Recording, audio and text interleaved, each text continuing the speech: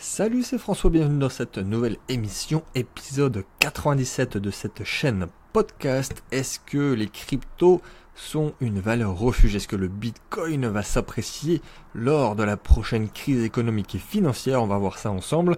C'est une question très intéressante, c'est une question qui revient très souvent en message privé qu'on me pose par email ou sur les réseaux.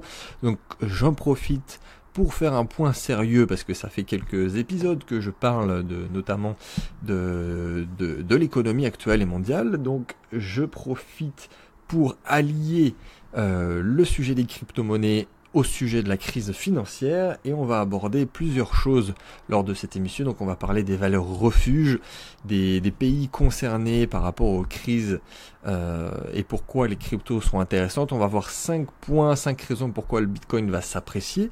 On va prendre un exemple aussi très précis pour démontrer que le Bitcoin est bien une valeur refuge, avec notamment l'exemple du tweet de Trump à propos de la Chine, et on va conclure sur les différentes valeurs refuge, sur les probabilités par rapport à l'incertitude, sur la récession, ainsi de suite. Ça va être passionnant.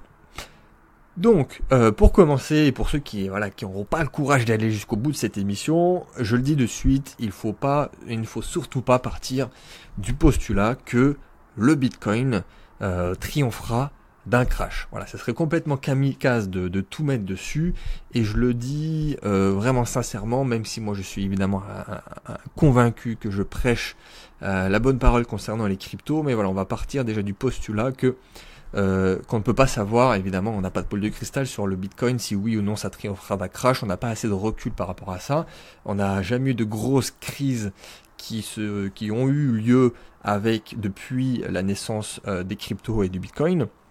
Bien que je vais le démontrer dans l'émission, que je suis quand même très optimiste concernant les cryptos et le Bitcoin notamment, mais voilà, dans les crises ponctuelles et très localisées, par exemple l'Argentine, le Zimbabwe, on va en reparler, les cryptos ont été recherchés. Voilà, le Bitcoin, majoritairement, a été recherché, c'est une valeur refuge pour les crises ponctuelles et localisées.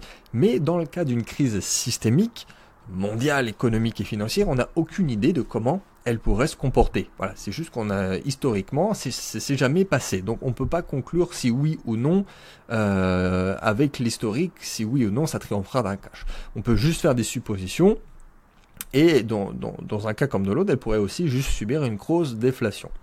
Pareil, c'est-à-dire que même économiquement parlant, juste sur le marché des cryptos, c'est pas le même marché. C'est-à-dire que par exemple 2017, sur la dernière bulle crypto, on va dire que c'était une frénésie de particuliers, c'était des nouveaux entrants qui étaient sur ok, c'est un nouveau paradigme, on va se positionner dessus.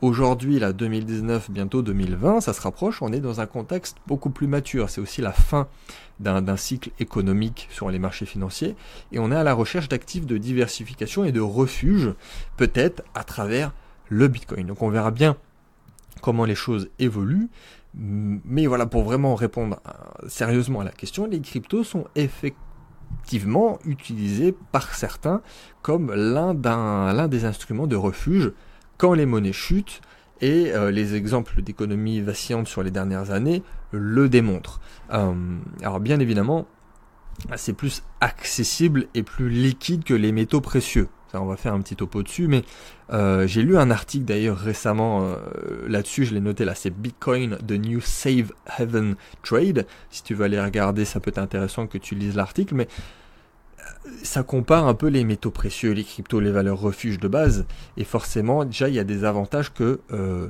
l'or, par exemple, les métaux précieux n'ont pas. Alors, déjà, le coût de transaction pour posséder de l'or, c'est beaucoup plus inférieur au niveau des cryptos. Au niveau de la liquidité aussi, c'est un point fondamental et un énorme avantage pour le Bitcoin, c'est la liquidité par rapport aux métaux précieux. C'est sûr qu'on ne peut pas être aussi liquide sur de l'or ou sur de l'argent. Le Bitcoin aussi, ça demande tout simplement accès à Internet, donc c'est beaucoup plus facile d'en acheter et d'en vendre. Et aussi, un autre point aussi intéressant qu'on mentionne pas forcément tous les jours, c'est la facilité de transport. On va dire que c'est beaucoup plus facile de transporter, admettons 20 000 euros de Bitcoin, que de se trimballer son or sur soi, surtout quand ça commence à être des grosses sommes. Et on l'a vu, sur les crises, justement, c'est ce que j'ai mentionné au début de l'émission, les crises localisées, les crises ponctuelles, il y a des, comme on dit, des panic buy sur les cryptos. Il y a du panic buy sur le Bitcoin. On l'a vu Venezuela, en Turquie, en Argentine, Philippines, en Turquie, en Iran.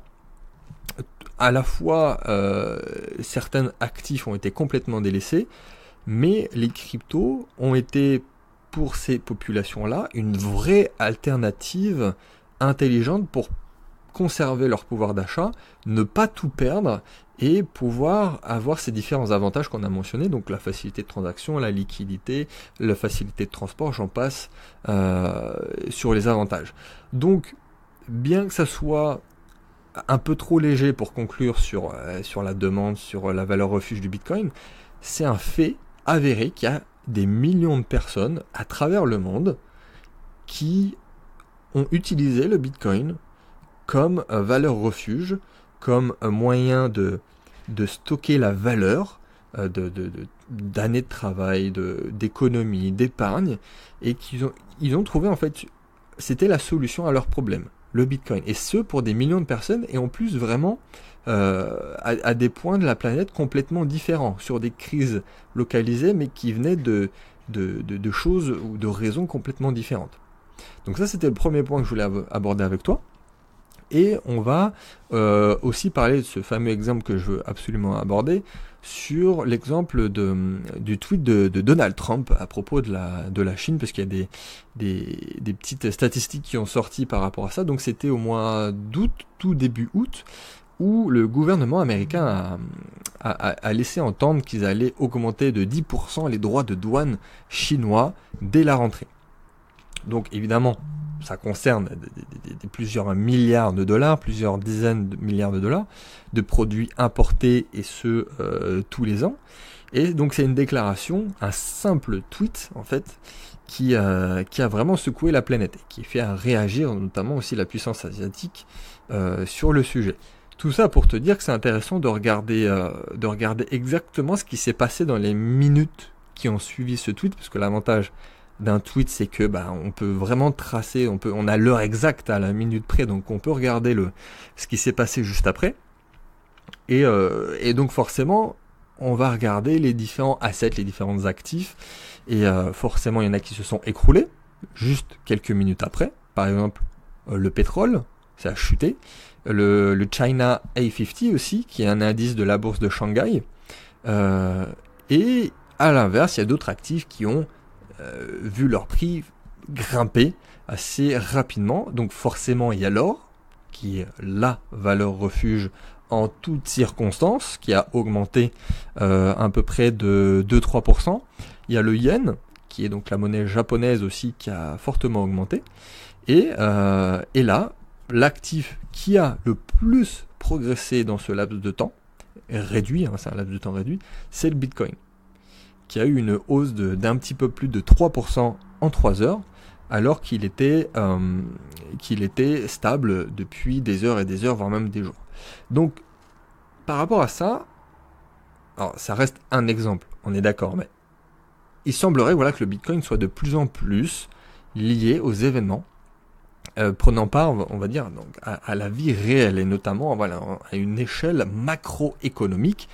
Et le fait est que sa valorisation augmente dans un contexte au même titre que l'or, et qui pourrait en fait démontrer qu'il y a des investisseurs institutionnels qui se réfugient dans le Bitcoin lorsque la situation mondiale devient floue, risquée, voire même économiquement dangereuse. C'est un simple exemple, on est d'accord. Mais ça démontre bien que là-dessus, le Bitcoin est bien une valeur refuge. Alors maintenant, je vais te donner 5 raisons de pourquoi le Bitcoin va s'apprécier. Alors on va revenir quand même sur ce que j'ai dit au début, c'est-à-dire que la crypto, globalement, c'est une nouvelle classe d'actifs, ça a 10 ans si on reprend donc la création de la toute première crypto, qui est donc le Bitcoin, et on n'a pas encore vu le comportement en période de récession majeure, ça j'ai déjà dit, mais je pense quand même qu'on peut faire des hypothèses sur ce qui pourrait se passer. Et je pense clairement que les cryptos, surtout le Bitcoin, sont sur le point de s'apprécier dans les mois à venir, et notamment lors de la prochaine récession. Alors, petite parenthèse, encore une fois, on n'est pas là à savoir quand elle va arriver exactement. On n'a jamais été aussi près, comme dirait ma grand-mère, mais globalement, il y a quand même 100% de chance qu'une récession arrive. Sur une période, on va dire, suffisamment longue, on est sûr de se prendre une récession dans la tronche. On ne sait pas si c'est dans 2 semaines, dans 2 mois ou dans 2 ans, mais on est sûr qu'il y en a une qui va arriver, ça c'est certain. Donc le sujet est pertinent. Donc voilà quelques-unes de mes réflexions et plusieurs raisons pour lesquelles le Bitcoin va s'apprécier. Donc premièrement, le format du Bitcoin en tant que tel. C'est-à-dire qu'une récession, ça réduit les bénéfices des entreprises.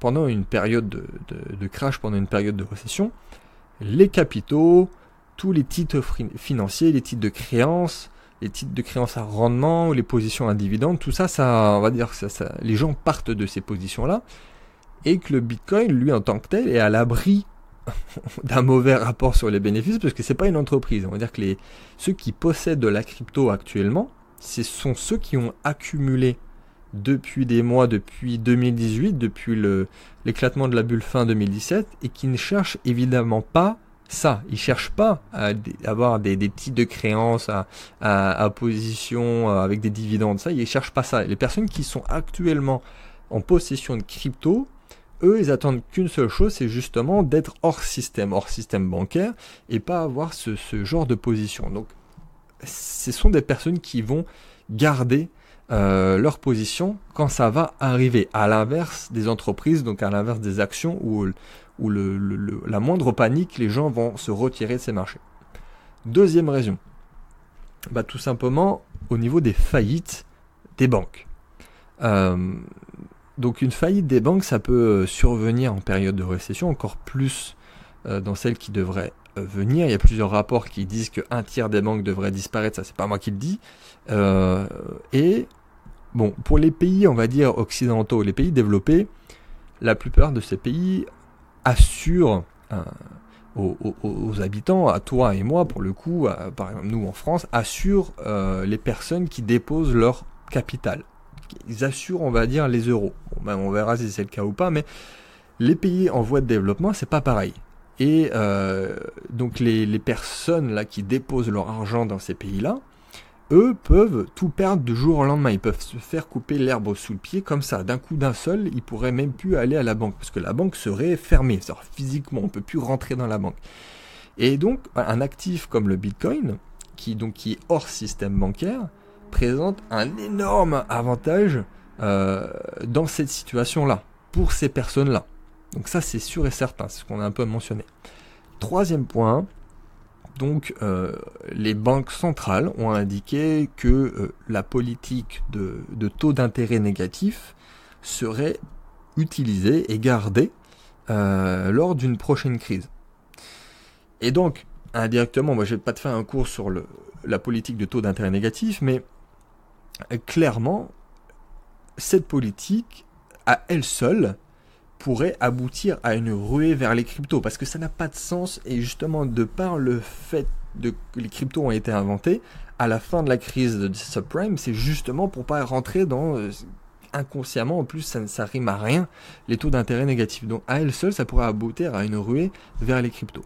Quatrième point, les récessions, en tant que telles, réduisent toujours les revenus des gouvernements. Ça crée du déficit budgétaire, ça les oblige à emprunter davantage à la population, ça les oblige à augmenter leurs ressources. Et donc la question qui se pose à ce moment-là, c'est de savoir comment ils vont faire. Et qu'est-ce qu'ils peuvent réellement faire de plus avant que les gens ne perdent totalement confiance en leur gouvernement. Et donc indirectement en leur devise fiduciaire, en leur papier fiduciaire. Donc l'appréciation de certains actifs tels que le Bitcoin, ça serait tout simplement en fait une perte de confiance croissante dans le système monétaire, dans les gouvernements, dans l'État-nation. Et ça arrive très facilement dans les récessions. Évidemment, on n'a plus du tout, on ne pense pas que le gouvernement va nous aider à ce moment-là. Cinquième point, les métaux précieux, on va faire un petit point là-dessus, vont forcément très bien se porter dans cette situation. J'ai déjà fait plusieurs émissions là-dessus, j'en ai fait une récemment. Mais les actifs comme le Bitcoin ont des avantages supérieurs aux métaux précieux. On les a mentionnés, on va dire une facilité de stockage, une liquidité ultra élevée, une sécurité, une portabilité qui seront techniquement probablement supérieurs à ceux des métaux précieux, même si voilà, les métaux précieux vont forcément faire un très bon résultat à ce moment-là. Donc ça, c'était mes 5 raisons de pourquoi le Bitcoin va s'apprécier. Après, on va revenir sur certains points. Je pense aussi, il faut faire attention que la communauté crypto dans son ensemble, si tu es vraiment, on va dire, un ultra fan, un crypto maximaliste, de base, ces personnes-là sont sceptiques, et moi le premier, vis-à-vis des monnaies fiduciaires, et globalement de l'ordre financier mondial établi. Et donc, si on constate un risque accru de récession, comme en ce moment-là, et c'est vraiment le cas, on est forcément enclin à subir ce qu'on appelle un biais de confirmation.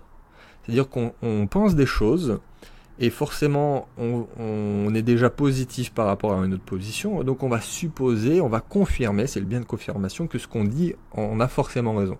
Donc on va supposer qu'il s'agit tout simplement d'une certitude, ou du moins d'une probabilité accrue par rapport à ce qu'on pense. Donc, comme je l'ai dit, il y a une période, sur une période suffisamment longue, il y a 100% de chance d'avoir une récession. Mais ça ne veut pas dire que la prochaine est prévisible dès maintenant.